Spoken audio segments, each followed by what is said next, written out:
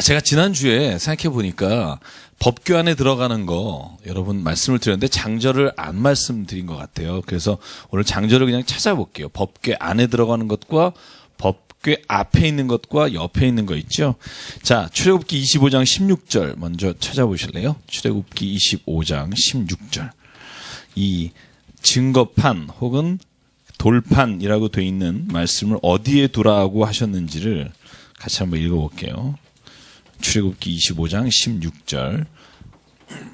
왜냐하면 지금 열왕기상 8장 9절에 저희가 지난주에 하면서 그 법궤 안에는 두 돌판 외에 아무것도 없으니 라고 돼 있어서 우리가 저번에 제가 말씀을 기억나시죠?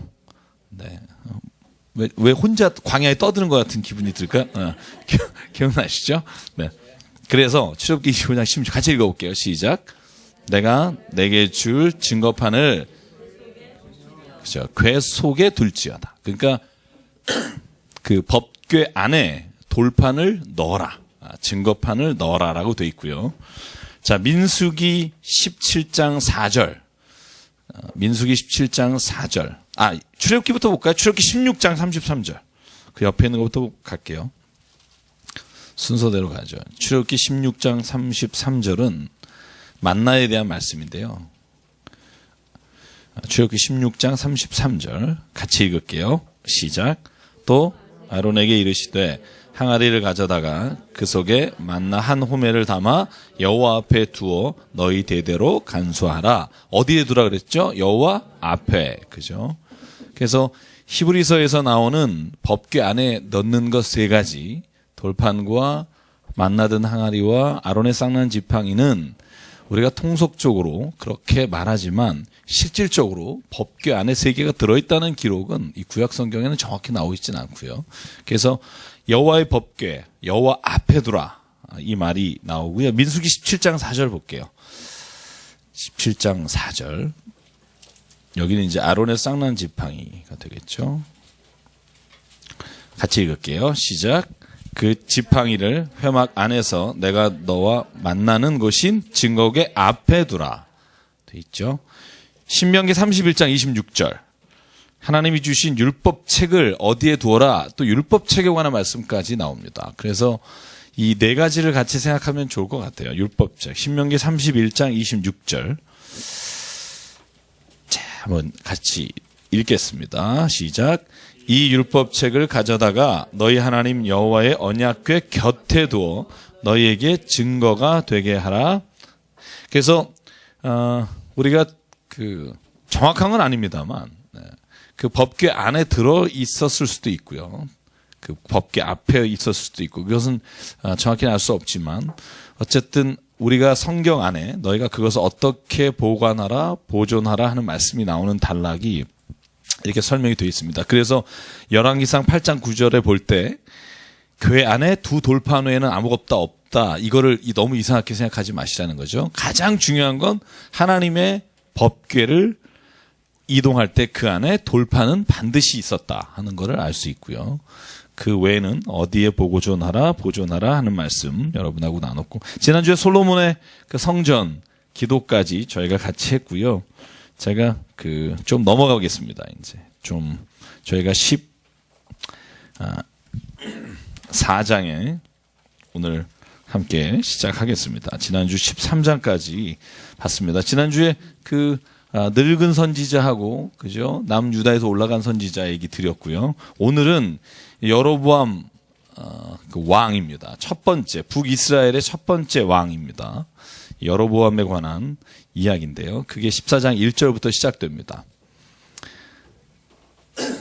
자, 여로보암이 자, 이제 여기 보시죠. 잠깐 같이 얘기 나눌게요. 자, 여로보암이 왕이 됐죠. 근데 지난주에 우리가 말씀 나눈 것처럼 여로보암이 왕이 된 게 누구가 지시하신 것이라고 되어 있죠? 하나님이 아히야를 통해서 선지자 아히야를 여로보암에게 보내시고 여로보암에게 그 옷을 10조각으로 쪼개게 하시면서 10지파가 네가 맡을 지파다. 그래서 하나님이 여로보암을 북이스라엘 10지파의 왕이 되게 하려고 하셨다라고 나와 있고요. 그리고 실은 솔로몬이 악을 행한 것 때문에 뭐 하나님 앞에 악을 행한 거는 하나님을 경외하지 않고 다른 우상과 신을 섬기고 산당을 짓고 하는 일을 했기 때문에 하나님이 솔로몬을 다 그 자손까지 왕위에서 주고 싶지 않았지만 다윗에게 약속한 것을 기억하심으로 그 아들 르호보암에게 유다 지파 한 지파의 왕이 되게 하셨죠. 그래서 기억나시죠? 르호보암에게 이스라엘 백성이 당신이 우리를 다스려 달라고 부탁할 때 오히려 르호보암이 그 이스라엘 백성을 향해서 아버지는 채찍으로 다스렸지만 나는 전갈 채찍으로 가만두지 않으리라. 그죠? 너네들이 세금을 덜 내고 싶느냐? 뭐 이러면서 이 르호보암이 오히려 큰 소리를 치니까 그때 여로보암에게 모든 이스라엘 지파의 마음이 움직여가고 그래서 북이스라엘을 여로보암이 다스리게 됩니다. 오늘 여로보암이 14장의 말씀에 보면 하나님이 그렇게 시켰음에도 불구하고 여로보암도 하나님의 말씀을 따라 살지 않습니다. 제가 기준은 똑같다고 말했죠. 다윗이나 솔로몬이나 르호보암이나 여로보암이 하나님이 원하시는 말씀은 뭐예요? 네가 내 율법과 규례를 너의 입에 두고 너의 삶에 두고 그것을 지키면 내가 너희의 왕국을 영원하게 할 것이고 그렇지 않으면 너희가 죽을 것이다. 이게 신명기 사가라고 말씀드렸어요. 그죠? 신명기의 역사를 기록한 사람의 기준이 그겁니다. 사사기도 신명기 사가의 바탕으로 된 건데 그래서 모든 것이 사이클이 돼 있다고 말씀드렸죠. 그죠? 기억나셔야 됩니다. 자, 오늘은 뭐냐면 여로보암이 그 아들이 죽으려고 합니다. 첫 번째 아들의 이름이 아비야인데요. 아비야가 병이 들었습니다. 그러니까 여러분 그 아내를 시켜서 여로보암이 선지자에게 보냅니다. 우리 애가 괜찮은지 안 괜찮은지. 잘 안 나오는군요.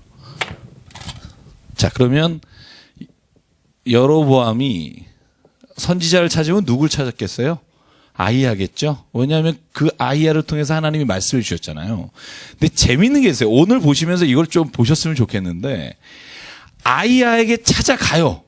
그냥 가면 되잖아요. 그죠? 읽으니까 어떻게 가요? 나 부인을 시켜서 변장을 시켜서 가요. 왜? 못 알아보게 하려고. 근데 하나님도 참 얄고 주세요. 미리 알려줘요. 야, 여로보암 부인이 너한테 온다. 그 여자가 변장하고 온다. 그러니까 부인이 딱 왔을 때 아이야가 알죠. 눈치챕니다. 근데 제가 뭘 말씀드리려고 하냐면 왜 이렇게 아이야로부터 하나님이 너를 왕으로 세우실 거라고 하는 예언을 들었는데 왜 여로보암이 아이야에게 찾아가는데 자기의 부인을 변장시킬 수밖에 없었을까 하는 거예요. 왜 그랬을까? 뭔진가 문제가 있는 거죠. 그죠? 아이야가 타락하지 않았어요. 성경에 보면. 그렇다면 여로보암이 뭔가 하나님 앞에 꺼림칙한 게 있는 겁니다. 그리고 아이야를 만나지 않은 겁니다. 왜? 자기가 자기의 멋대로 하고 싶으니까 아이야를 만나고 싶지 않죠. 아이야가 없어도 이제 이스라엘의 왕으로 자기가 아주 멋있게 살 수 있으니까 특별히 만날 이유가 없는 겁니다. 왜 찾습니까? 아들이 죽으려고 하니까. 아비야가 죽으려고 하니까 찾는 거예요. 어쩜 우리하고 똑같은지 몰라요. 여러분 2600년 전, 3000년 전 이야기가 지금하고 크게 다르지 않습니다. 제가 교회에 오랫동안 안 나오시다 다시 나오시는 분 대부분 알아요. 이제 점쟁이처럼. 왜 나오는지 대충 보면, 눈 보면 알아요. 이제, 미안합니다. 이건 아니지만, 이렇게 보면 대충은 느낌이 와요. 여러분, 오늘 여러분도 아이를 찾아가요. 왜? 자식이 죽음 앞에 있을 때 어느 부모가 자기의 힘으로 해볼 거 안 해봤겠어요? 다 해봤을 겁니다. 여러분, 여로보암이 산당과 온 이방신의 그 섬기는 것을 너무나 많이 만들었다고 성경에 나오는 걸 보면 해볼 거 다 해봤을 겁니다. 마지막으로 갔겠죠. 누구? 하나님의 사람. 아이야에게 가면 하나님이 알려주실 거다. 고쳐주실 거다. 간 겁니다. 그런데 아이야가 뭐라고 말합니까? 제가 오늘 성경 같이 읽을게요. 거기만 읽고 싶어서. 12절, 13절. 같이 읽을게요. 시작. 너는 일어나 내 집으로 가라. 내 발이 성읍에 들어갈 때 그 아이가 죽을지라. 온 이스라엘이 그를 위하여 슬퍼하며 장사하려니와 여호보암의 자는 오직 이 아이만 묘실에 들어가리니 이는 여호보암의 집 가운데에서 그가 이스라엘의 하나님 여호와를 향하여 선한 뜻을 품었음이니라. 아멘. 하면하긴 좀 그런 장면이기도 합니다만, 여러분, 아비야는 죽는다고 돼 있는데요. 오히려 그 죽는 아이가 축복을 받은 자다. 저는 이 본문이 참, 어떻게 보면, 우리가 늘 그런 생각하잖아요. 제가 까라마조프 형제들에 보면, 여러분, 재판받는 장면이 있습니다. 신정론이라고 하는데요. 하나님이 만약에 이 땅을 다스리고 선하시다면 이 땅에 왜 고통이 있느냐 이런 질문들에 대한 게 까라마조프의 법정에서 나와요. 형 입안하고 그죠? 이런 대화가 나오는 장면에서 무슨 대화가 있냐면 이런 질문을 막 던져요. 하나님이 진짜 선하시고 이 땅을 다스리신다면 왜 마차에 아무 죄 없는 아이가 쳐서 죽게 되며 이런 대화 계속 나오는 장면이 있어요. 한 페이지로 굉장히 많은 페이지 분량이 그런 대화가 있습니다. 근데 오늘 저는 이 본문을 읽으면서 무슨 생각했냐 하면 오늘 아이야는 이렇게 말합니다. 여로보암의 집 가운데 그가 이스라엘 하나님 여호와를 향하여 선한 뜻을 품었습니다. 그리고 이 아이만이 묘실에 들어가리라. 그러니까 저는 어떻게 보면 하나님의 기준은 얼마만큼 오래 사느냐에 있지 않은 것 같아요. 여로보암이 길고 아주 우리가 이런 말 하죠. 굵고 짧게 가늘고 길게 살아도 하나님 보시기에는 여로보암의 인생에 있어서 노년이 얼마나 비참하게 되냐면요. 이 여로보암의 자식이 다 죽고 그 죽은 그 모든 사람이 하나님 앞에서 인정도 못 받아요. 그리고 오히려 말하기를 아비야라고 하는 그 아들이 오히려 선한 뜻을 품고 살았다. 하나님이 오늘 이렇게 말씀하시거든요. 제가 그런 질문 던져봤어요. 그때 우리가 시간이 없어서 많이 못했지만 다윗의 아들도 마찬가지예요. 다윗의 아들도 우리가 흔히 이런 말 하지만 아니 아빠 죄 때문에 왜 아들을 죽이냐 뭐 이런 얘기도 우리가 하잖아요. 솔직히 저에게 묻는다면 저도 답은 몰라요. 하나님이 왜 그렇게 하셨을까? 만약에 제가 하나님의 그 뜻을 다 한다면 제가 뭐 하나 만들었죠. 지금 상가 4층쯤에서 이렇게 크게. 근데 몰라요.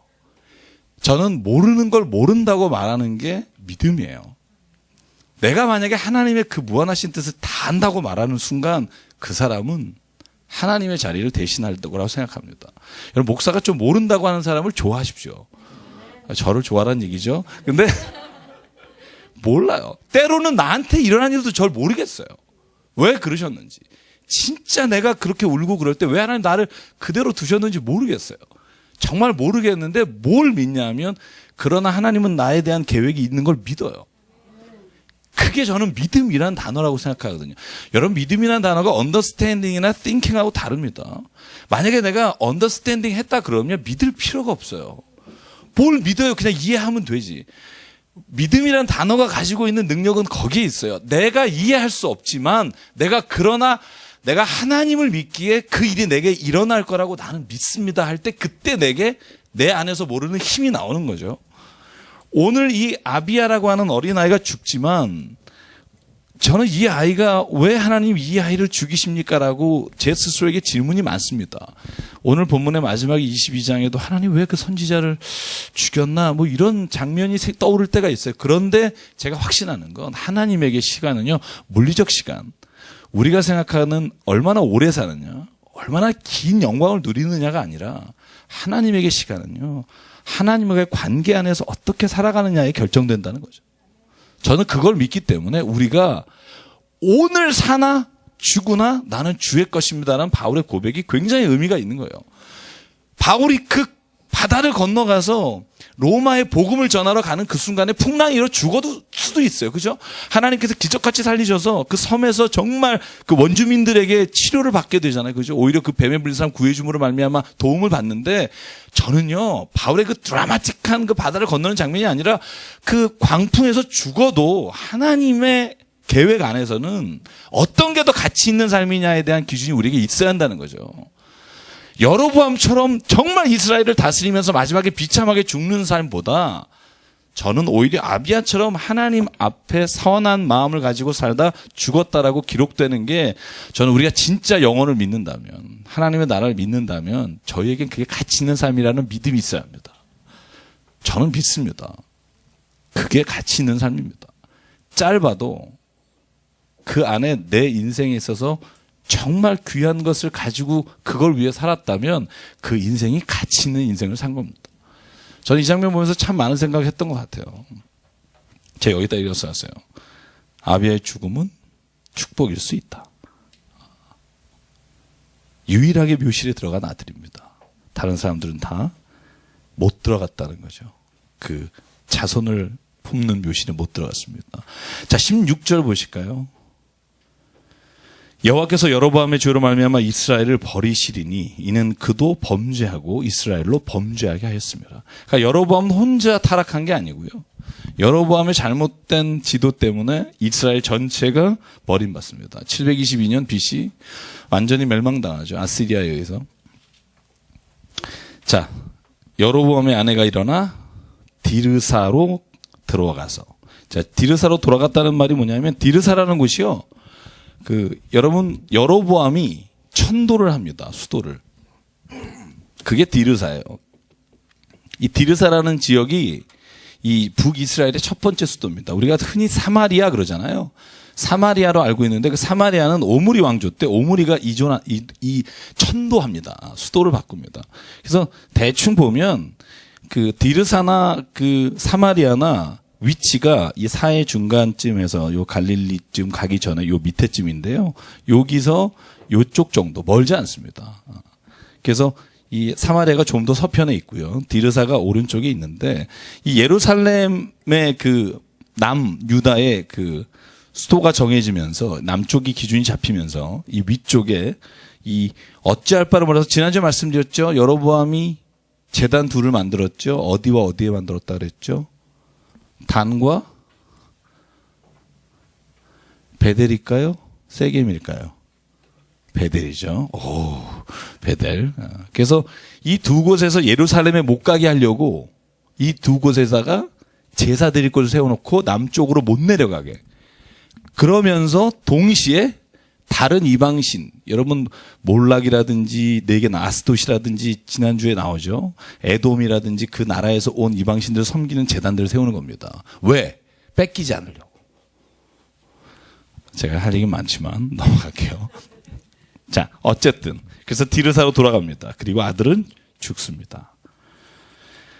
그 다음에 14장 19절 볼까요? 여로보암이 죽습니다. 몇 년 통치하냐면 22년 통치합니다. 꽤 오래 하죠. 그리고 나서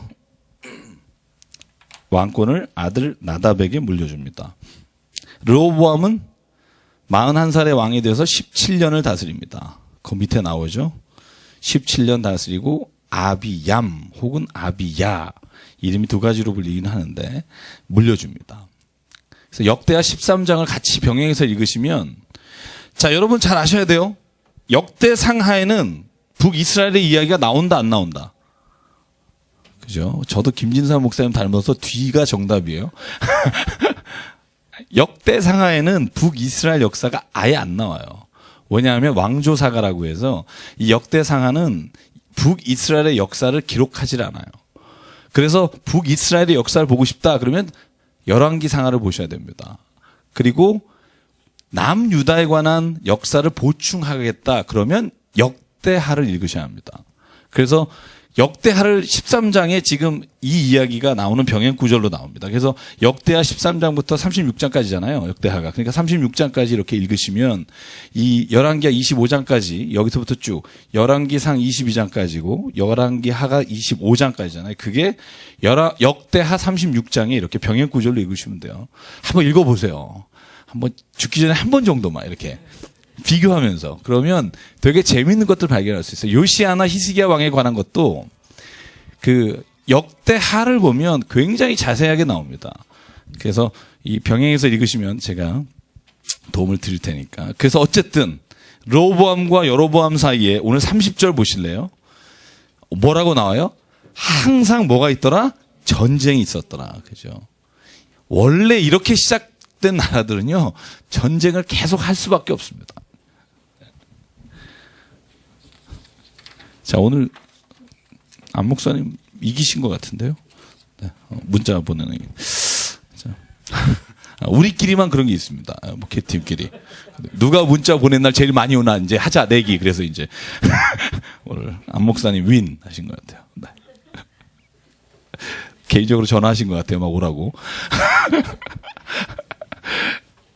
자, 오늘 15장 가죠. 15장. 자, 아비얌. 여기서부터는 그냥 여러분 짧게 읽고 가겠습니다. 왜냐하면 이제 왕에 관한 건데, 남유다의 2대 왕이 아비얌입니다. 아비야라고 되어 있기도 하고, 역대하 13장 1절에 보면 아비야라고 나와요. 그래서 두 이름을 병행해서 씁니다. 아버지와 엄마가 행한 모든 죄를 행했다. 15장 3절. 참 부모를 정말 잘 섬기는 아들입니다. 아버지와 어머니가 행한 모든 죄를 행하고 온전치 못하더라. 근데 저는 15장 5절이 제가 읽으면서 요번에 제 마음에 참 와닿던, 한번 읽어볼까요? 시작. 이는 다윗이 햇사람 우리아의 일 외에는 평생에 여호와 보시기에 정직하게 행하고 자기에게 명령하신 모든 일을 어기지 아니하였습니다. 아멘. 이걸 그러면서 참 회개 많이 했습니다. 다윗 에이 또 뭐 이렇게 생각했는데, 그거 외에는 여호와 보시기에 평생 정직하게 행했다. 이럴 수 있을까? 참. 그러니까 솔로몬 때도 마찬가지고 그 이후의 시대에도 다윗 왕으로 말미암아 다윗 왕을 기억하사. 요즘 새벽 예배 때 우리 창세기 하잖아요. 하나님께서 방주에서 이제 내보내시는 장면 나오는데, 거기에 첫 장면이 그거죠. 어제 새벽 기도 때 우리가 나눈 것처럼 여호와께서 노아를 기억하사 바람을 불게 하시고 땅의 물을 다 제거하시는 일을 하십니다. 그러니까 이 remember라는 단어가 저는 참 하나님이 우리를 기억하시고, 성만찬 때 예수께서 우리에게 말하시죠. 너희는 이 일을 기억하라. 기념하라. 저는 여기도 마찬가지예요. 다윗이 우리아에게 행한 일 외에는 정직하게 행하였더라. 그래서 다윗 왕조 남유다라고 불리우는 이 유다 지파가 그래도 오랫동안 버티면서 20명의 왕이 왕권을 이어갑니다. 자, 유다 왕 아사, 두 번째 아사 왕인데 41년 통치합니다. 자, 3대 왕인데요. 이 아사는 하나님 보시기에 정직하였습니다. 11절. 그렇죠? 그래서 이 15장 11절에 근데 뭐라고 나와요? 다윗 같이. 이 반복됩니다. 여호와 보시기에 정직하다라는 말에는 다윗 같이라는 말이 나오고요. 심지어 그는 13절 어머니가 혐오스러운 아세라상을 만드는 걸 보고 태후의 위를 패했습니다. 어머니를 그 태후의 자리에서 내려앉게 한 거죠. 그런데 계속 남유다에 반복되는 말입니다만 14절 산당은 없애지 않았다. 이거 하이플레이스라고 되어 있습니다. 산당, 높은 곳에 제사하는 것인데 이것은 하나님만을 위한 것이 아니라 때론 이곳에서 이방인을 위한 제사들이 일어납니다. 그래서 산당을 제하지 않은 것이 일평생 동안 여호와 앞에 온전했음에도 불구하고 이것을 없애지 않았다는 얘기가 반복적으로 다른 왕에도 나오고요. 자, 17절 보면 이스라엘의 왕 바사가 유다를 치러 올라와서 라마를 건축하여 사람을 유다 왕 아사와 왕래하지 못하게 한지라. 자, 여기에서 장면은 그냥 여기를 보시죠. 쉽게 하면 이런 겁니다. 이 바사라고 하는 북이스라엘의 왕 때 이 아사라고 하는 남유다. 그러니까 남유다와 북이스라엘의 왕이 계속 교차해요. 그래서 이럽니다. 아사 왕 몇 년에 북이스라엘의 바사 왕은 이렇게 나오고요. 바사 왕 몇 년에 남유다의 아사 왕은 이렇게 열왕기 상하만 비교하면서 나와요. 역대상은 그렇게 되어 있지 않지만. 그래서 여러분 이렇게 보시면서 헷갈리지 마십시오. 특히 힘든 게 뭐냐면 요담입니다. 요담이라는 왕이 남과 북에 똑같이 있어요. 그러니까 북쪽으로는 9대 왕이고 북이스라엘에, 남쪽으로는 5대 왕이 요담이에요. 그래서 요람이죠. 그죠? 여호람, 요람, 이 두 가지 이름이 똑같은 말이에요. 그러니까 여호람이라고도 나오고 요람이라고 나오는데 북쪽하고 남쪽이 이름이 똑같은데 해필이면 시기도 비슷해요. 그래서 못다 보면 헷갈리는 경우가 있는데, 그냥 제가 지나가는 말로 말씀을 드리면 이 북쪽에 요람 혹은 여호람의 아버지가 누구냐면 아합이에요. 아합이 어떤 왕이죠? 여자한테 쥐어 사는 남편. 이세벨한테 일렀다가 계속, 그죠? 여러분, 열왕기상 이제 19장, 17, 18, 19장 보면 21장까지, 나봇의 포도원 이야기까지 부인한테 얽매여 사는 자. 죄송합니다. 여자분도 많으시군요. 네. 뭐든지 부인한테 죄송합니다. 일러요. 그러니까 뭐 예를 들면 엘리야가 막 850명의 선지자를 이기고 나면 여보, 엘리야가 우리 사람 다 죽였다? 그러면 이제 가서 이세벨이 너 내일 죽는다. 그러면 이제 엘리야는 도망가고요. 그다음에 나봇한테 가서 네 포도원을 내놔라. 내가 거기에다가 먹을 채소를 심겠다. 그러니까 못 주겠다니까 가서 빌려. 여보, 나봇이 포도원 안 준댄다? 그러면 또 가서 이세벨이 해치워서, 그죠? 나봇을 죽이잖아요. 그 아합입니다. 여러분 이해 좀 쉽게 하시라고 제가 참 별짓을 다 합니다. 그런데 아합의 딸이 나달랴인가요? 나달랴 맞나요? 나달랴인가? 하여간 나중에 한번 봅시다. 이 여호사밧이 4대 왕인데요. 남쪽에 여호사밧의 아들이 이 요람 혹은 여호람이에요. 근데 이 아합의 딸하고 결혼을 시켜요. 남과 북 사이에. 그래서 이따가 여러분 좀 헷갈리면서 막 읽으셨을 텐데, 그래서 여호사밧이 아합하고 같이 전쟁을 치르잖아요. 아람하고. 기억나세요? 그런 장면이 있어요. 왜 그럴까? 서로 사돈이거든요. 그래서 이름이 그래서 똑같은 거예요. 그래서 똑같이 정하지는 않았겠지만, 그러니까 헷갈려요, 읽으시다가. 그래서 그 부분만 좀 여러분이 하시면 크게 뭐 이해하시는데 어려움이 없을 거라고 생각이 듭니다. 어쨌든 아사 왕은 이 장면이 뭐냐면, 이 바사라고 하는 북쪽의 왕이 남쪽의 라마라고 하는 지역을 쳐들어와서 거기에다가 성곽을 짓고 남유다를 이제 공격하려고 진지를 구축하는 중입니다. 그러니까 이 아사 왕이요, 41년 동안 통치하는 아주 좋은 왕이지만 이 북이스라엘과 전쟁에서 이길 자신이 없으니까 여기에 나오는 벤하닷이라고 하는 왕이 있어요. 벤하닷, 여기 18절에 보시면 아람의 왕 누구죠? 벤하닷. 예. 그 사람에게 구원 요청해요. 아람 왕에게. 아라비아 왕이니까 이 북쪽이잖아요. 그죠? 북쪽 오른쪽. 그러니까 도와달라. 그래서 벤하닷이 내려와서 이 바사 왕이라고 북쪽의 이스라엘의 왕을 물리쳐 줘요. 그래서 그 땅에 건축 자재랑 성곽을 짓던 거랑 다 놓고 도망가니까 그 자리에 바로 아사가 22절에 보면 아사 왕이 그들이 놓고 간 것들을 가지고 베냐민의 게바와 미스바를 건축해요. 거기다 다시 북이스라엘이 못 내오게 성곽을 쌓아요. 오늘은 요까지 이 열왕기상에는 기록하고 있는데, 이제 제가 오늘 한 구절만 역대하를 보겠습니다. 역대하에 보면 이 아사왕의 이야기가 한 스토리가 더 나오는데, 그건 아사왕이 잘못한 일이 나옵니다. 열왕기상에는 잘못한 일이 안 나와요. 16장 보실래요? 역대하 16장. 한번 펴보십시오. 역대하 16장에 보면 16장 7절부터 볼게요. 이게 아사왕 이야기입니다. 그래서 여러분 이렇게 비교해 보시면 여러분이 읽는 것도 재밌어요. 이렇게 저는 보통 책을, 비슷한 류의 책들을 3개, 4개 정도를 같이 읽어요.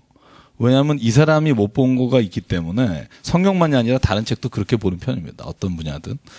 그렇게 보면 훨씬 더 시간을 많이 들이고 재밌게 볼 수 있고요. 7절부터 제가 10절까지 저랑 교독할게요. 제가 7절 읽고. 이때가 누구냐면 아사왕 때입니다. 그때 선지자 아나니가 유다 왕 아사에게 나와서 그에게 이르되 왕이 아람 왕을 의지하고 왕의 하나님 여호와를 의지하지 아니하였으므로 아람 왕의 군대가 왕의 손에서 벗어났나이다.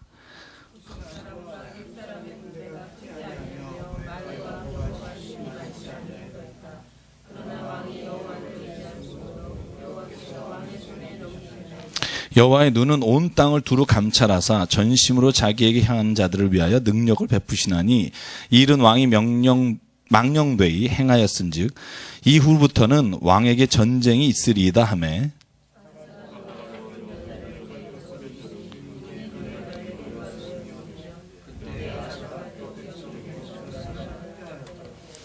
자, 그러니까 아사가 우리 열왕기상에 보면 이렇게 베나닷을 의존해서 북이스라엘을 물리쳤다라고 나오는데 역대하 16장을 보면 그때 하난이라고 하는 선지자가 아사에게 이렇게 말해요. 당신이 지금 아람 왕 베나닷을 의지하는데 하나님보다 더 의지하고 있다. 당신이 그걸 조심해라. 근데 듣기 싫은 거예요. 여러분, 자기에게 좋은 말하는, 직선적인 말하는 거 좋아하는 사람 있으세요? 없어요. 제가 지난번에도 말씀드렸죠. 그래서 성경 읽어야 된다고. 제가 말하면 기분 나쁘지만 성경에서 깨달으면 은혜라고 그래요. 막. 어차피 내가 한 얘기인데. 목사님이, 나 오늘 나 때문에 한다. 이렇게, 그러니까 제가 위로와 긍휼의 말을 하지만 책망은 성경을 통해 깨달으셔야 돼요. 제가 늘 하는 말입니다만, 그래서 저희 오늘 보면 하나니가 이렇게 말하니까 어떻게 해요? 감옥에 가둬버려요. 듣기 싫으니까. 그래서 말년에 41년 통치하시면 38년째부터 아사가 아프기 시작합니다. 그래서 결국은 자식에게 물려주긴 하지만 마지막에 노년에 아사의 어떤 인생에 있어서 하나님만 의지하지 않고 아람 왕 베나닷을 의지한 것 때문에 하나님께 책망을 들어요. 그래서 이렇게 읽는 재미입니다. 이렇게 역대하하고 열왕기상하를 같이 읽으면 특별히 그런 게 므낫세나 이 뒤로 갈수록 더 많이 나와요. 그래서 그렇게 읽으시면 좋다고 생각하고요. 그래서 오늘 보면 하나님께서는요, 이 아사 왕을 그래도 좋은 왕이다, 이렇게 평을 하고 계시고요. 북이스라엘의 왕 중에 좋은 왕이다 평가받은 왕은 없고요. 남유다에도 그렇게 많지 않습니다. 반이 안 됩니다. 내가 나중에 쭉 말씀을 드리겠지만. 자, 이스라엘 왕 나답입니다. 북이스라엘 왕 두 번째 2대가 나답이에요. 아까 아비야는 죽었고 여로보암의 첫째 아들 아비야 죽고 그 다음에 오늘 나답이 2대 왕을 이어갑니다. 근데 딱 2년 합니다. 2년 하고 하나님 보시기에 어떻게 했을까요? 악하게 행했겠죠. 네. 그 짧은 시간도. 그래서 죄 짓는 데는 시간이 따로 필요하지 않다. 26절 보실래요? 여호와 보시기에 악을 행한다. 2년 동안. 심지어 7일 동안 하다 그만둔 사람, 바하사가 7일인가 그렇겠죠. 제가 7일인 시므리군요. 시므리가 7일인데 7일 동안도 악을 행해요. 그래서 제가 늘 청년들에게 하는 말, 바쁘다고 핑계대고 교회 안 나오지 마라. 아무리 바빠도 내가 보니까 죄질 시간은 충분하더라. 제가 내린 결론입니다. 사람은 아무리 바빠도 죄질 시간은 있습니다. 그러니까 시간을 줄이기 위해 주님의 전을 찾으십시오.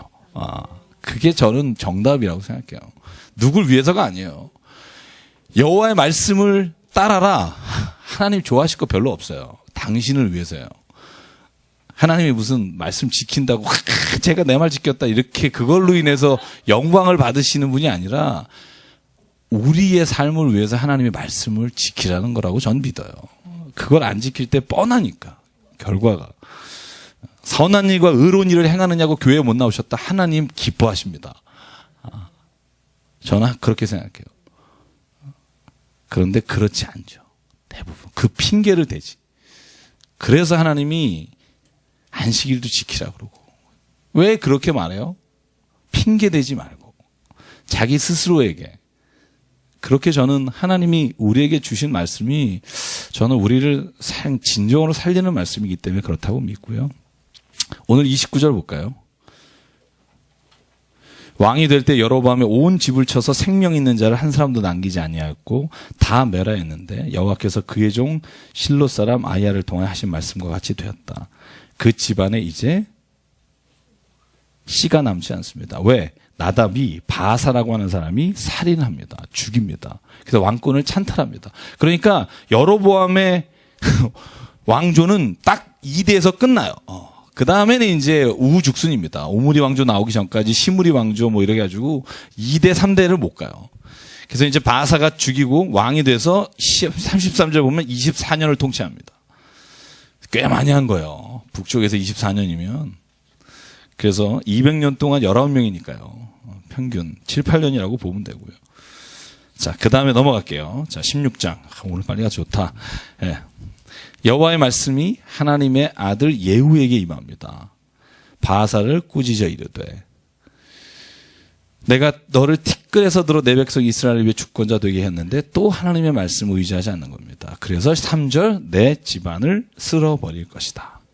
그래서 늘 반복되는 말, 이거 주목해야 합니다. 여로보암의 집같이 하게 될 것이다. 이게 계속 나옵니다. 여로보암이 하나님이 택해서 르호보암에 대치할 수 있는 사람으로 세우셨는데 그가 하나님의 뜻을 따르지 않았기 때문에 그 집안이 나답에서 끝나잖아요. 마찬가지로 너네도 그렇게 될 것이다. 경고했지만 그러나 바하사도 똑같이 그런 일을 행합니다. 그래서 바하사가 어떻게 되냐면 여러분 보시면 어떻게 되죠? 아들에게 엘라에게 물려주지만 2년밖에 못합니다. 자, 엘라가 6절에 보면 대신하여 왕이 됩니다. 그런데 16장 8절에 보면 아사왕 제26년, 이 아사왕은 남유다고요. 북이스라엘이 이 바하사의 아들 엘라입니다. 그래서 이 두 개가 계속 병행해서 나오는 걸 잘 보셔야 이름이 헷갈리지 않을 수 있고요. 자, 다르사 아직 이전 안 했습니다. 이스라엘의 왕이 돼서 2년 동안 다스리는데 그 짧은 2년 동안도 하나님 보시기에 악하고요. 그런데 시므리가 들어가서 죽입니다. 그리고는 왕이 됩니다. 그리고 시므리는 며칠 동안 왕이 된다? 7일입니다. 근데 그 7일도 왜 오래 있었는 줄 아세요? 여러분 립부돈이라고 하는 곳, 그 17절에 보면 립부돈이라는 곳에 군인들이 다 출정을 나갔어요. 돌아오는 시간이 7일이에요. 오자마자 죽어요. 전쟁 나갔던 군인들이 들어오자마자 오므리가 죽입니다. 그래서 7일이에요. 만약에 안 그랬으면 아주 다음날 아주 돌아가셨을 것 같아요. 그래서 이 오므리 왕조가 시작됩니다. 이 오므리 왕조가 그래도 조금 그 왕조 취급당하는 거 보면 그 집안이 이렇게 왕을 이어가는데요. 어쨌든 이제 시므리가 5대인데요. 그렇게 하나님 보시기에 악을 행하고 계속해서 시므리는 결국 불을 지르고 자살하게 되죠. 누가 죽이는 건 아니지만. 그 다음에 오므리입니다. 16장 21절. 12년 통치합니다. 여러분 이건 뭐 다 외우실 필요는 없기 때문에 제가 빨리빨리 넘어갑니다. 근데 오므리가 6년 통치하다가 다르사에서 사마리아로 이전합니다. 그래서 오늘 24절 같이 읽어볼게요. 사마리아, 그 많이 듣는 사마리아. 예수께서 사마리아를 지나가시다가 왜 그럴까? 자, 24절 같이 볼게요. 시작. 그가 은두 달란트로 세멜에게서 사마리아 산을 사고 그 산 위에 성읍을 건축하고 그 건축한 성읍 이름을 그 산 주인이었던 세멜의 이름을 따라 사마리아라 일컬었더라. 사마리아가 원어가 아마 뜻이 살피다 이런 뜻인 것 같아요. 근데 이 사마리아 땅은 이 전략적으로 굉장히 좋은 위치에 있다고 합니다.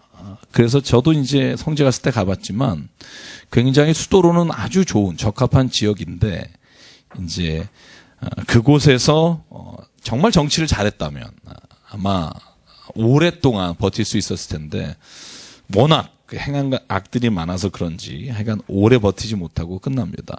그래서 오므리가 죽고 아들에게 7대 왕 아합 왕이 이어받습니다. 자, 그 26절 보면요. 역시 그 오므리도 여로보암의 모든 길을 따라 악을 행하고 여호와의 노하시게 하셨다. 네, 16장 26절. 자, 아합 왕은 22년 동안 통치하는데요. 여기 가만히 보시면 사마리아에서 22년을 다스립니다. 그런데 31절에 보면 이세벨을 아내로 삼는다. 이게 이제 소위 말해서 이 비극의 시작이 되는 거죠. 이세벨이 그래서 혹자는 무지 미인이었을 거다. 이 이세벨이요 페니키아 사람입니다. 페니키아라 그러면 여러분 그 두로와 시돈 있죠. 두로왕 히람이 솔로몬이 성전을 건축할 때 100항목을 보내줬다. 이제는 좀 알겠죠. 그죠? 계속 얘기하니까. 그죠? 그 두로와 시돈인데 두로와 시돈이 있는 지역을 페니키아라고 하고 우리나라로 성경에 보면 베니게라고 돼 있죠. 베니게라는 게 페니키아라는 말입니다. 원어를 보면. 그래서 페니키아에 두로와 시돈이 있는데 시돈이 더 오래되고 시돈이 더 어떻게 보면 큰이라 시돈 왕 그러면 페니키아 전체의 왕이라는 말하고 동일하고요. 그래서 이 이세벨이라고 하는 여인은 시돈 사람이에요. 그죠? 시돈 왕의 딸인가 그렇죠? 그죠? 시돈 사람의 왕 엣발의 딸 이세벨을 아내로 맡습니다. 그래서 이제 아합과 이세벨의 유명한 얘기가 이제 17장부터 22장 끝날 때까지 나오는 겁니다. 이 두 사람만 알면 성경 이제 17장부터 끝납니다. 엘리야 세 사람이 이제 열왕기상의 이야기의 마지막을 장식합니다. 그래서 그 여자가 어떻게 하느냐 이제 이거가 자, 오늘 보실래요? 34절. 여러분 이게 무슨 말인지 이해하고 넘어가면 좋겠는데요. 같이 읽을게요. 시작. 그 시대에 베델 사람 히엘이 여리고를 건축하였는데 그가 그 터를 쌓을 때에 맏아들 아비람을 잃었고 그 성문을 세울 때에 막내 아들 수굽을 잃었으니 여호와께서 눈의 아들 여호수아를 통하여 하신 말씀과 같이 되었더라. 여호수아 6장 26절을 한번 찾겠습니다. 여호수아 6장 26절. 자, 여기에 여호수아가 땅 12지파에게 땅을 분배한 이후에요. 이 여리고에 대해서 예언하는 내용이 나옵니다. 여러분, 이 땅은 원래 베냐민 지파 땅입니다. 그런데 북이스라엘이 지금 그 여리고를 자기가 들어가서 거기에다 성을 건축하려고 하는 장면입니다. 그때 왜 히엘, 왜 두 아들이 죽나라고 하는데 여호수아 6장 26절에 이렇게 나옵니다. 같이 읽어보죠. 시작. 여호수아가 누구든지 일어나서 이 여리고성을 건축하는 자는 여호와 앞에서 저주를 받을 것이라. 그 기초를 쌓을 때 그의 맏아들을 잃을 것이요 그 문을 세울 때 그의 막내 아들을 잃으리라. 이 말씀이 500년 뒤에 이 여리고의 건축을 할 때 그 예언이 이루어졌다라고 성서의 저자가 여호수아에 있었던 말씀을 인용해서 이곳에 적어놓고 있습니다. 제가 이 부분을 왜 한번 읽냐면요, 성경은요, 이게 이 사건이 여기에 딱 맞고 여기에 이루어지는 것들도 참 많지만 정말 보편적으로 하나님이 하신 말씀들이 지금도 참 기가 막히게 그 말씀이 맞아떨어지는 게 있습니다. 정말 많습니다. 그래서 저는 성경을 읽을 때 성경이 기록된 2000년 뒤의 나의 모습 속에서 저는 오늘 하나님의 말씀을 기억하는 것을 하나님이 원하신다고 생각하고요. 그래서 이렇게 말씀을 한번 적용해서 보면 이따가요, 정말 기가 막힌 건 여호수아 24장에 여호수아가 이스라엘 백성이 한 말을 또 똑같이 반복해서 합니다. 엘리야가. 제가 여러분에게 보여드릴게요. 정말.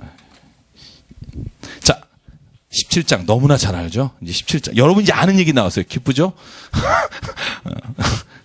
여기 노래 아시죠? 그죠? 갈멜산에서 쌓은 번제물을 이제 이게 나오는 겁니다. 자, 엘리야가, 자, 보십시오. 이제 여기 보시죠. 엘리야가 하나님의 부르심을 받았습니다. 자세하게 어디서 어떻게 부르는지는 안 나와요.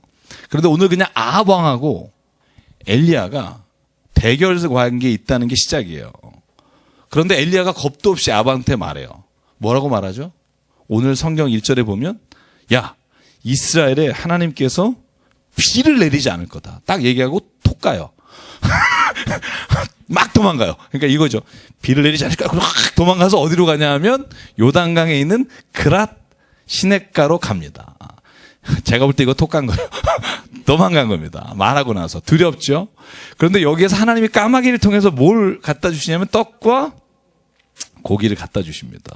그런데 7절에 보면 그 땅에도 비가 내리지 않아 시내가 말라버립니다.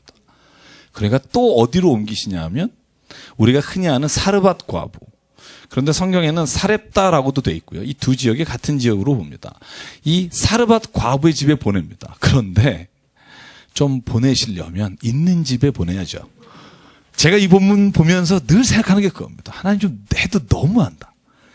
아들하고 지금 먹을 것도 없어서 죽기 일부 이거 먹고 죽으려고 합니다. 이렇게 말하잖아요. 본인이 그런 집에 보내서 그걸 또 얻어먹게 하시는 하나님. 참, 왜 이러는 걸까요? 보실래요? 자, 17장 10절. 사르밧으로 가서 성문에 이를 때 한 과부가 나옵니다. 물을 조금 갖다 주니까 11절에 말합니다. 청하건대 떡 한 조각을 달라. 12절. 당신의 하나님 여호와께 내가 진짜 맹세하고 말하는데 없다.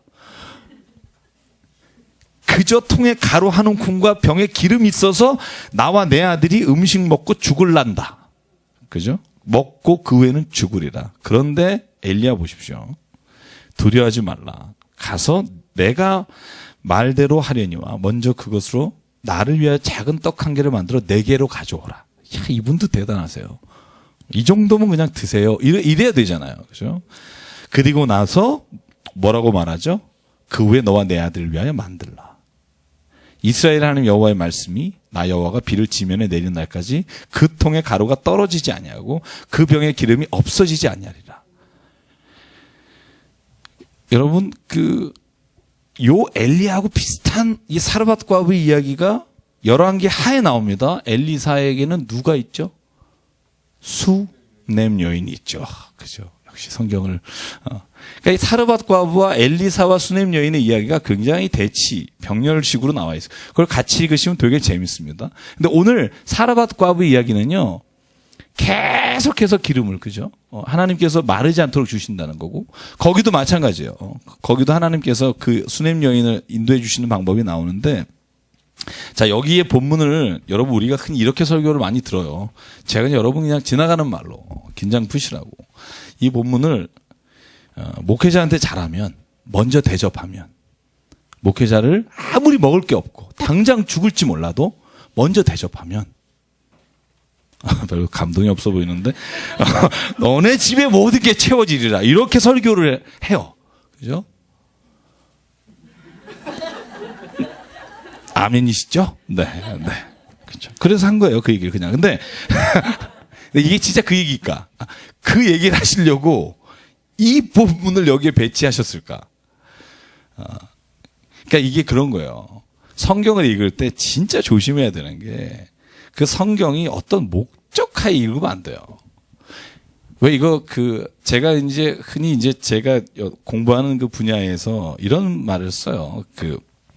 정의론이라고 하는 아주 유명한 책을 쓰신 학자에 의하면 이 무지의 배일이라는 단어가 있어요. 그러니까 우리가 무슨 일을 결정할 때 내 입장, 내가 가지고 있는 위치, 이런 것들을 가지고 우리가 토론하기 시작하면, 그렇게 얘기를 시작하면 어차피 그 이야기는 우리가 흔히 개그맨 프로에서 갑과 을이 분명한 거예요. 교수님이 학생들하고 야, 편하게 얘기해봐. 편하게 얘기가 돼요? 아니, 그 사람은 평점을 주는 사람이고 나는 평가를 받는 사람인데. 그래서 정말 우리가 그 모든 대화가, 의사소통의 합리화가 이루어지려면요, 우리가 무지의 베일에 있어야 돼요. 내가 그 위치에 있다는 것과 그 이득을 찾는다는 것까지도 내가 내려놔야지만 대화가 가능하고요. 성경도 마찬가지예요. 계층 간에 혹은 내가 읽는 어떤 위치에서 성경을 보게 되면 성경을 왜곡할 확률이 무지 크죠. 예를 들어서 이 본문이요, 그렇지 않다, 그렇다를 말하려는 게 아니라 이렇게 볼 수 있잖아요. 하나님은 나그네 된 자를 먼저 섬기기를 원하신다. 만약에 엘리야가 선지자라든가 우리가 목회자라든가 이런 선입견을 버리면, 하나님이 나그네 된 자를 먹이시면 너의 인생을 책임져 주신다라고 볼 수 있잖아요. 그죠? 그러니까 우리가 너무 성경을 읽을 때 내 포지션하고 내 위치에서 읽는 게 은혜가 되기도 해요. 왜냐면 맞아, 내가 이래 막 이러면서 막 같이 이렇게 막 은혜 받고 그러잖아요. 좋아요. 좋은데 그게 어떻게 보면 그렇게 성경을 읽으면서 내가 나를 위한 하나님, 나의 이것을 해주신 하나님으로 자꾸 내 성을 쌓게 되면 성경을 하나님의 시각으로 읽는 것을 자꾸 놓치게 될 수 있다는 거죠. 저는 여기를 그렇게 봐요. 엘리야가 이렇게 뻔뻔스럽게 달라고 할 수 있었던 건 나 먹여라 라기보다, 어차피 당신이 지금 먹고 두 아들과 죽을 거라면 손 대접하기를 먼저 하라신 하나님의 말씀을 지켜라. 그러면 하나님이 평생 이 비가 다시 내려서 시내가 흐를 때까지 너에게 먹을 떡과 기름을 하나님께서 절대로 그치지 않으실 것이다. 그래서 오늘 보면요, 하나님이 왜 엘리야에게 이렇게 했을까 하는 겁니다. 왜 그라 시내가에 가서 정말 까마귀를 의지해서 살게 하시고, 사르밧 과부에게 가셔서 그 먹을 거 없는 것을 같이 나눠 먹게 하시고, 왜 그러셨을까? 저는 그 이유가 있다고 생각해요. 엘리야에게 하나님이 맡길 일이 있기 때문에. 그렇죠? 엘리야에게는 특별한 일을 맡기시려고 하기 때문에 엘리야에게는 이 까마귀에게 의지하는 삶과 사르밧 과부에게 의존해서 사는 시간을 하나님께서 주신 거라고 봐요. 그게 뭐냐면 그 뒤에 보면 나옵니다. 오늘 엘리야는요, 이 모든 삶의 정황과 환경을 통해서 담대하게 아합 왕에게 나갑니다. 여러분 두려워서 도망왔잖아요. 그죠? 비가 안 내릴 거다. 그러고 도망와서 지금 막 그렇게 시간을 가졌습니다. 그리고 오늘 보면 그 사르밧 과부의 아들이 죽었을 때 엘리야가 그걸 살리는 것을 하나님께서 체험하게 하십니다. 그죠? 그 아이의 몸에 그대로 올라가서 3번이나 그 아이의 입과 코와 그 수넴 여인을 그 아들도 죽었을 때 살리는 게 똑같아요. 거기에는 이렇게 나오죠. 눈과 코와 입을 다 맞춰서 대고 그 아이를 살려냅니다. 오늘 엘리야도 마찬가지인데. 어쨌든 그런 일을 딱 하게 하시고 그리고 나서 하나님께서 깨닫게 하는 게 있어요. 24절입니다. 같이 읽을게요. 시작.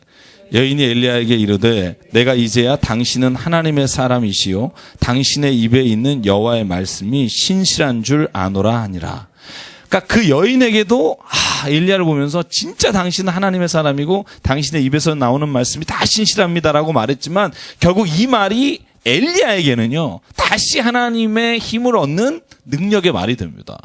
그래서 저는 여러분들 교우분들께서 주시는 말씀이 저에게도 힘이 되고요. 제가 또 교우분들에게 말하는 게 힘이 되는 거고요. 그래서 공동체가 우리가 신앙을 유지하고 신앙 안에서 살아가는 데 굉장히 중요합니다.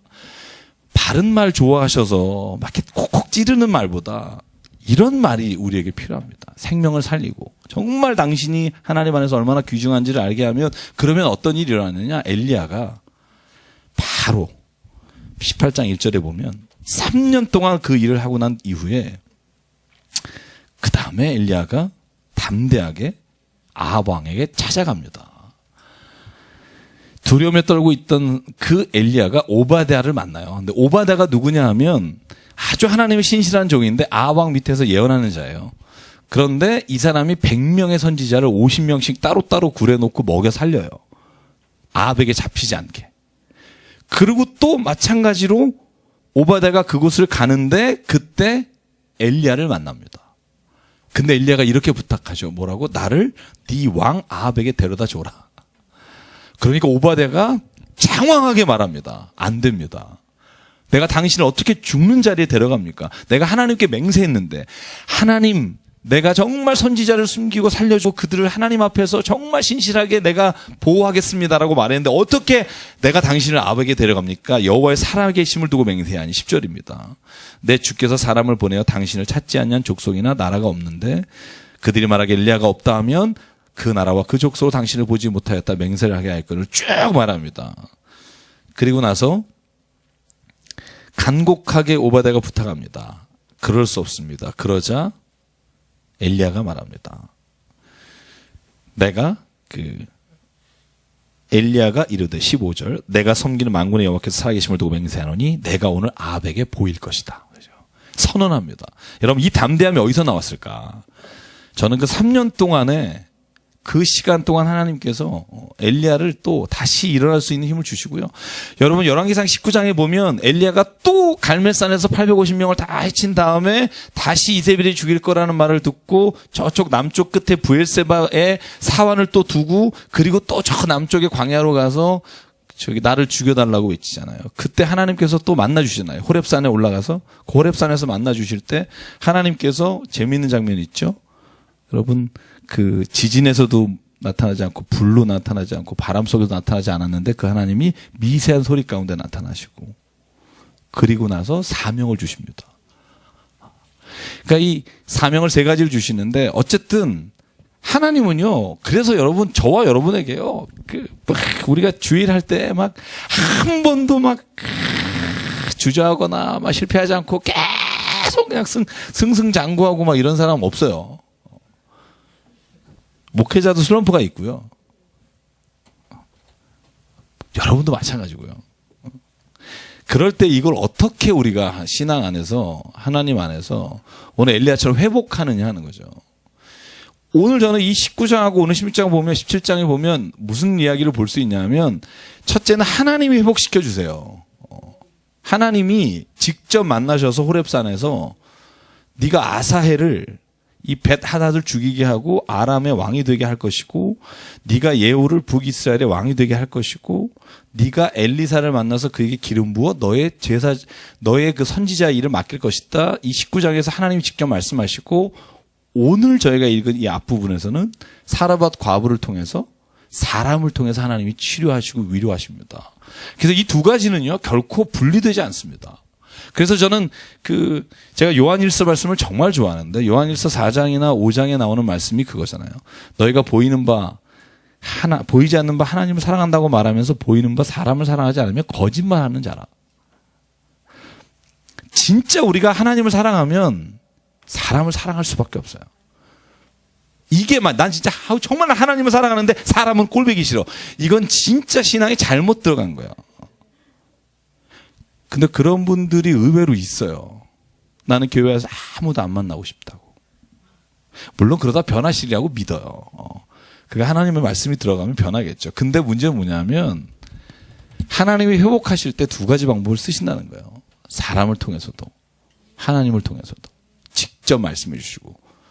제가 영적 밸런스라는 거 이번 주일 설교하려고 지금 제가 이제 계속 읽고 있고 보고 있는 건데, 영적 밸런스에 대해 생각 정말 많이 하고 있어요. 이번 한 주간. 그 영적 밸런스가 뭘까?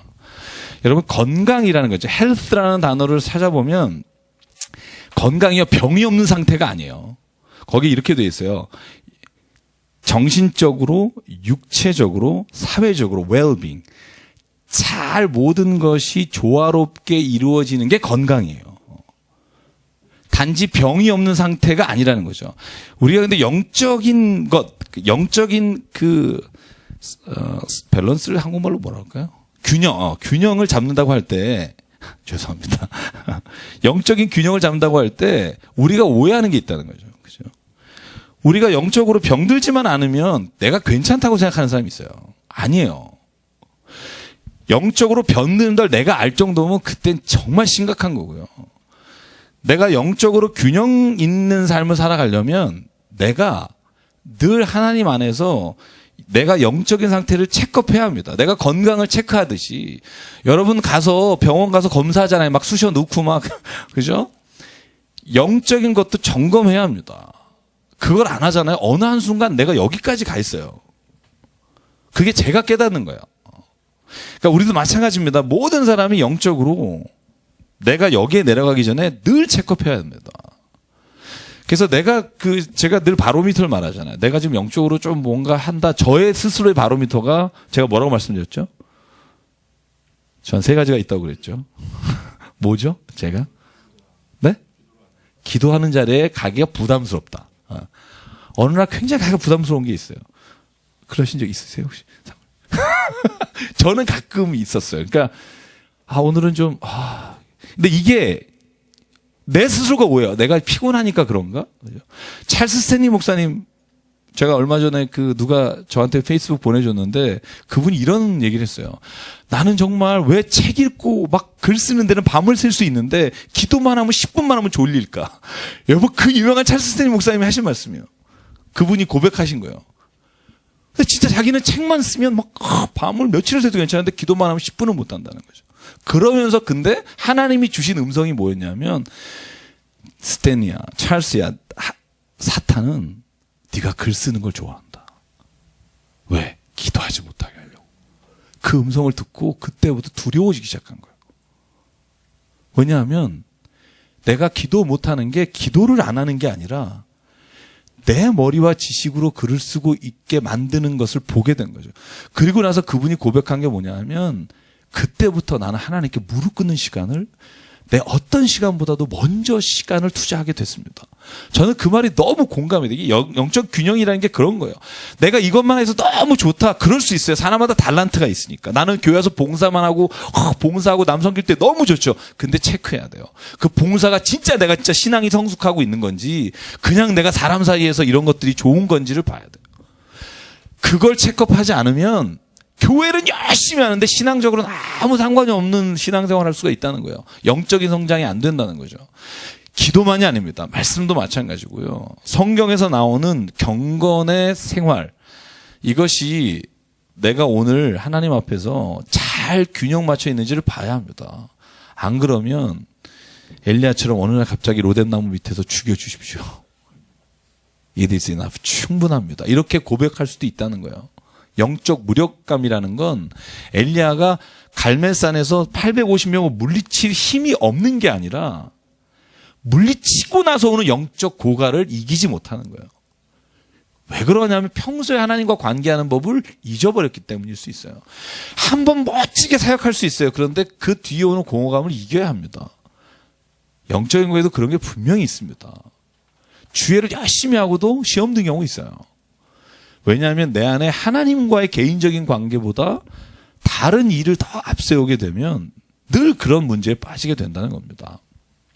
그래서 여러분, 제가 오늘 좀 말이 길어졌습니다만 이 갈멜산에서 850명을 물리치는 장면, 제가 얼마 전에 설교했기 때문에 제가 여기는 넘어갈게요. 그죠? 여러분 잘 아시죠? 그죠? 물까지 붑니다. 12통을 붓고 1세아 7.6리터 물을 계속 부면서 거기에 불이 붙습니다. 그런데 오늘 이 일을 하신 이유가 뭔가 36절부터 39절까지만 제가 같이 저랑 읽을게요. 제가 36절 읽겠습니다. 저녁 소재 드릴 때 이르러 선지자 엘리야가 나가서 말하되 아브라함과 이삭과 이스라엘의 하나님 여호와여, 주께서 이스라엘 중에서 하나님이신 것과 내가 주의 종인 것과 내가 주의 말씀대로 이 모든 일을 행하는 것을 오늘 알게 하옵소서.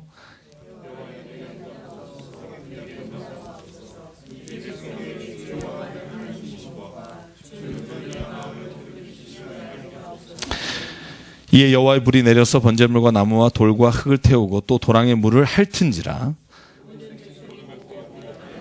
여호와 그는 하나님이시로다. 여호와 그는 하나님이시도다 하니. 그러니까 엘리야가 이 기적 같은 일이 일어난 건요, 엘리야가 정말 멋있게 보이려고 한 게 아닙니다. 우리가 가끔 이제 기적 치유자나 사역자들의 문제가 그런 건데, 하나님이 그렇게 하신 것은 오늘 4번 반복되는 단어입니다. 여호와 그는 하나님이시도다. 이걸 백성이 알게 하기 위해서. 왜냐하면 제가 말씀 안 드렸지만 엘리야가 여호수아와 똑같은 말을 합니다. 내가 지금 갈멜산에서 850명의 선지자들과 대결을 한다. 그리고 이스라엘 백성에게 이렇게 말합니다. 너희 오늘 어느 편에 쓸래? 자, 오늘 21절인데요. 네가 만약에 둘 사이에 머뭇거리지 마라. 야, 이게 멋있는 말입니다. 너희가 어느 때까지 둘 사이에서 머뭇거리려 하느냐? 여호와가 만일 하나님이면 그를 따르고 바알이 하나님이면 그를 따르라. 그때 백성이 뭐라 그래요? 한 말도 안 해요. 여기 21절 뒤에 아무 말도 안 해요. 한번 지켜보자. 그리고 나서 오늘 36절과 39절 엘리야가 말합니다. 여호와 그는 하나님이시다. 이걸 너에게 보여주실 거다. 보고 난 다음에 말하죠. 여호와 그는 하나님이시다. 이게 누가 말해요? 백성이 말하는 겁니다. 여러분, 여호수아서 24장 15절이죠. 마지막으로 이스라엘 백성이 여호수아가 자기의 일을 다 마치고 묻습니다. 그렇죠? 너는 어느 편에 설지 선택하라. 나와 내 집은 여호와를 오직 여호와를 섬기겠노라. 그렇죠? 이게 여호수아의 고백이고요. 저는 이게 오늘 우리에게 주시는 하나님의 도전이라고 믿습니다. 둘 사이에 머뭇거리지 마라. 빨리 머뭇거리는 걸 끝내는 사람에게 하나님의 평화가 빨리 임합니다. 저는 그래서 이 자리에 있는 분에게도 똑같은 질문을 드리고 싶어요. 둘 사이에 머뭇거리지 마라. 선택하라. 선택한 자에게 주시는 은혜를 체험하라. 하고 나니까 멋있네요. 그래서 오늘 가뭄이 그치고 제가 갈멜산 가서 갔던 증언했죠. 제가 이 본문을 그대로 한번 갈멜산에 올라가서 거기 동상이 있어요. 갈멜산 올라가는 동상에 엘리야 동상이 크게 있고요. 이제 꼭대기에 올라가면 이 서편을 보면요, 지중해예요. 그래서 바다가 보이고요. 그래서 바다에서 진짜 손바닥만한 구름이 생기기 시작하면 비가 와요. 여기 손바닥만한 구름 7번을 제가 왜 요가하는 거라고 말했죠. 머리를 무릎 사이에 넣고 안 돼요. 해보세요.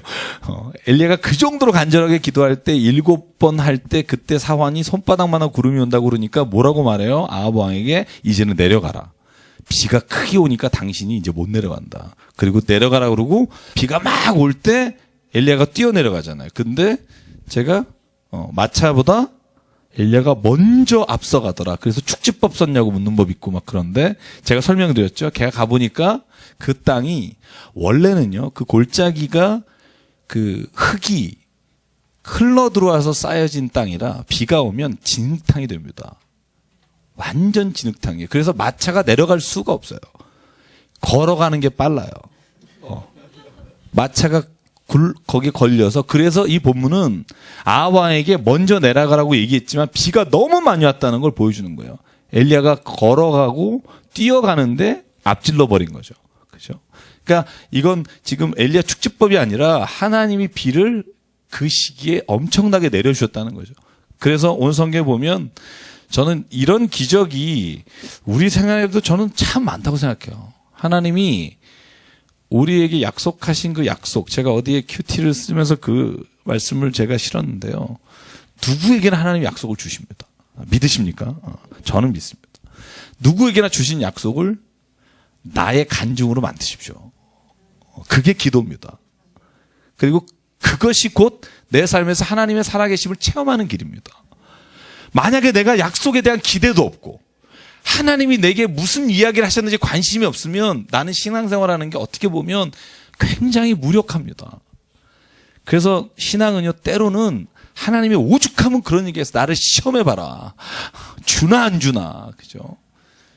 제가 지금 1월 달에 헌금 설교 한번 해야 되는데 운영위원회에서 혼나가지고 하라고 막 그래서 조금씩 하니까 좀 해내보라. 그죠? 오죽하면 그러겠어요. 하나님이 당신에게 그런 기적 같은 체험을 주시길 원하시니까 그걸 좀 받읍시다. 그래서 오늘 저와 여러분에게 그런 일이 일어나길 원하고요. 저 오늘 3가지 그 로덴나무 밑에서 하나님 약속하신 거 아사헬을 아까 말씀드린 대로 아람의 왕으로 세우시고 또한 예후를 이스라엘의 왕으로 세우시고 엘리사를 선택하게 하신다 하고 난 다음에 19장 18절 이스라엘 가운데 7,000명을 남기겠다. 다 바알에게 무릎 꿇지 아니한 사람이다. 바알에게 입맞추지 아니한 자다.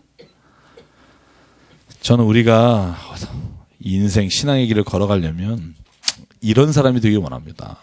7,000명. 그죠? 14만 4천은 이단이고요. 조심해야 됩니다. 14만 4천. 12지파에 12,000명씩. 이거 위험하고요. 오늘 성경에 나오는 건 뭐냐면 이 남아있는 자, 바알에게 무릎 꿇지 않은 자, 입 맞추지 않은 자. 저는 이 말을 뭐라고 생각하냐면 세상의 가치관에 정말 무릎 꿇지 않는 자. 정말 세상에 그런 어떤 모두 따라가는 길에 절대로 입 맞추지 않으려고 내가 마음 먹고 살아가는 사람. 저는 그 사람이 세상을 바꿉니다. 믿음으로 그 길을 바꿀 수 있다고 생각하고요. 저는 또 그런 사람에게만 주시는 특별한 은혜가 있습니다. 내가 진짜 무릎 꿇지 않겠습니다. 하나님 아무리 저게 좋게 보여도 내가 하나님의 신앙을 꺾으면서 갖지 않겠습니다. 그렇게 하는 사람에게는 정말 은혜가 있습니다. 저는 김재원 씨 보셨겠을 거야. 아마 인터뷰하면서 보면서 제가 김재원 씨는 김내원 씨는 왜 그 방송 찍을 때 주일날은 촬영 안 한다는 거를 계약서에 쓰지 않으면 안 한다잖아요. 저는 이거 가지고 그렇게까지 티내냐 이럴 수도 있지만 저는 이런 마음들을 하나님이 중요하게 보세요. 그렇다고 김내원 씨가 무슨 주일날 불가피하게 무슨 일을 했다고 하나님이 이 자식 이러시는 게 아니라 우리가 그런 마음을 가지고 세상을 살아갈 때 내게 있는 하나님의 가치관이 내 안에서 나를 세상을 이기는 힘을 준다는 거죠. 그거 하나둘씩 계속해서 내가 정말로 타협을 너무너무 잘하면 결국 나도 없어지고 내 안에 믿음도 없어지고 내가 이거 신앙생활에 내가 뭐가 달라졌지라고 스스로한테 굉장히 의문이 생기게 됩니다. 믿을 거면 선택하십시오. 하나님을 나는 선택하겠습니다. 이 고백이 저와 여러분의 있기를 바랍니다. 네. 네, 네. 네. 네.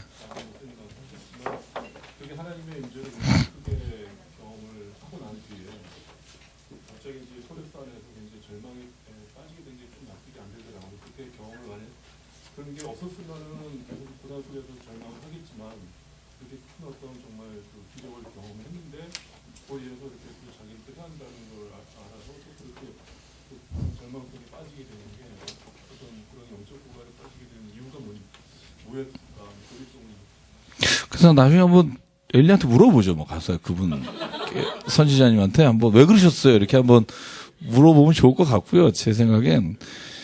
근데 전 성경이 멋있는 게 뭐냐면 그 위대한 엘리야도 죽여달라는 걸 성경은 기록하고 있다는 거예요. 저는 참 그런 게 정말 저는 성경이 하나님의 말씀으로 들리는 게 그 어떤 왕이든 어떤 위대한 선지자든 하나님은 성경 안에서 그 사람에게 초점을 두지 않게 하시려고. 그래서 저는 엘리야에게 이런 무력한 기록이 오히려 우리에게 하나님이 주시는 사인같이 보일 때가 있고요. 네. 고난이 계속되거나 그런 좀 경험이 없으면 이제 정말 그렇게 절망에 계속 빠지고 한두 번이라도 그런 정말 기적적인 경험을 하면은 그래도 좀 이어서 그러지는 않을 거예요. 제가 그냥 이렇게 지나가는 말로 이렇게 그냥 마음에 두지 말고 들으세요. 제가 그냥 목회자로서 이걸 읽을 때 그런 생각했어요. 이해가 가요. 왜냐하면 3년 동안 까마귀가 갖다 줬죠. 과부거 얻어먹었죠. 그리고 한 일이라고는요, 갈멜산 가서 850명이라고 싸우고요. 불 내리고 물 내리고 난리하고 또 죽인다니까.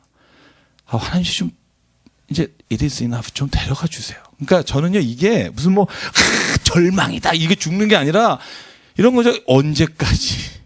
할 만큼 했는데 저는 그런 느낌이에요. 저는 그래서 왜 그 맨델스존의 그 it is enough as is canuck라고 하는 그 위대한 그 있습니다. 그 아리아가 있는데 엘리야스에 나오는 저는 그거 it is enough 이게 뭐냐면 하나님이 충분합니다. 이제 좀 저를 데려가 주십시오. 저는 그런 고백이라고 봐요. 이건 저의 그냥 고백입니다. 저는 언제 이 싸움이 끝날까? 그리고 또 악은 횡행하고 악을 이겼으면 이제는 좀 굴복할 것 같은데 이세벨은 또 죽이겠다고 달려들고 이 반복되는 시간 속에 엘리야가 지친 거죠. 근데 다시 회복되는 건 역시 말씀이죠.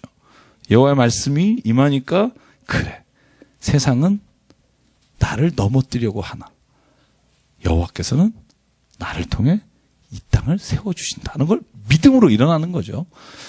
저는 그렇게 봅니다. 막 이렇게 고민이 많아서 절망 빠진 게 아니라 끊이지 않는 잠깐 기도하겠습니다. 네.